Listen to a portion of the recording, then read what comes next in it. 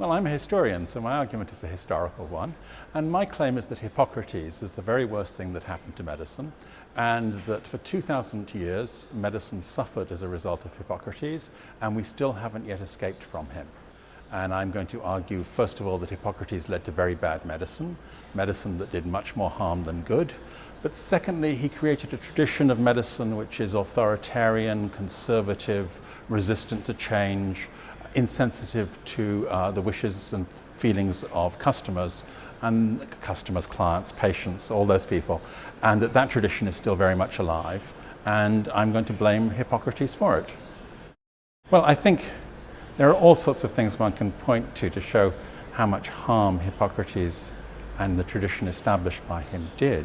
I mean, one of the crucial things is simply to understand that every time there was a progressive initiative from the 16th century onwards, establishment medicine crushed those initiatives. And in that sense, there was an enormous roadblock to progress.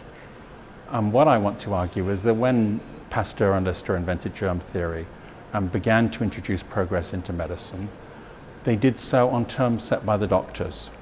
And in doing so, they had to compromise what they stood for, and they had to become conservative and establishment in the way that conventional medicine was. So there are all sorts of ways in which you can see that working through in our daily lives, our daily experience of doctors now.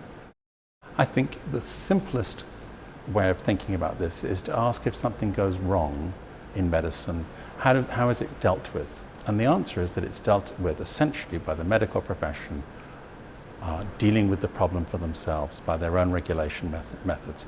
And there's a wonderful new website called www.iwantgreatcare.org, on which for the first time patients are recording their own experience of their doctors.